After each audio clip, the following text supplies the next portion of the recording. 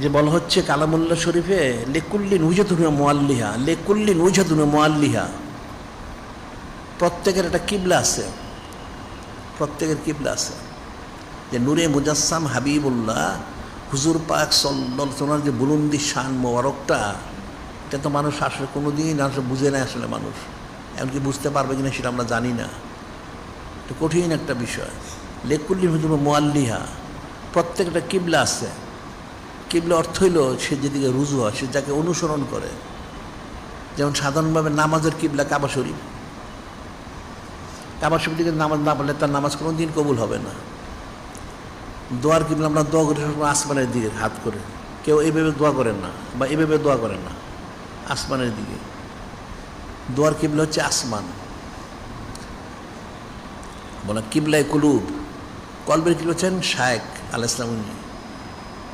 আবার বলছে আমভাবে সমস্ত সৃষ্টির কিবলা হচ্ছেন নূরে মুজাসসাম হাবিবুল্লাহ হুজুর পাক সাল্লাল্লাহু আলাইহি ওয়াসাল্লাম। কারণ ওনার কালেম সে পাঠ না করলে কেউ ইমানদার হইতে পারবে না। শুধু লা ইলাহা ইল্লাল্লাহ পাঠ করলে কেমন তো কোনো ইমানদারি হবে না। যখন সে বাকিটা মুহাম্মদ রাসূলুল্লাহ সাল্লাল্লাহু আলাইহি ওয়াসাল্লাম পাঠ না করবে, উনি সমস্ত সৃষ্টি কিবলা হয়, সমস্ত আল্লাহ পাক ছাড়া সকলের।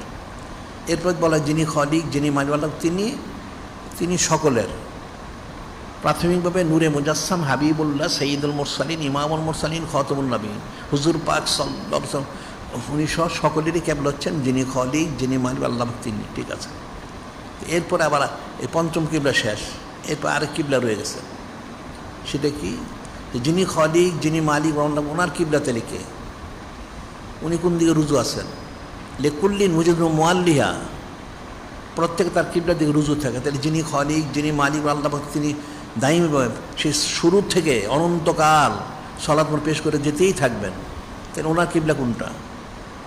তাহলে দেখা যাচ্ছে নূরে মুজাসসাম হাবিবুল্লাহ সৈয়দুল মুরসালিন ইমামুল মুরসালিন খাতামুন নবীন হুজুর পাক সাল্লাল্লাহু আলাইহি ওয়াসাল্লাম, যিনি খলিক, যিনি মালিক, আল্লাহ ওনার কিবলা। সুবহানাল্লাহ সাল্লাল্লাহু আলাইহি ওয়াসাল্লাম।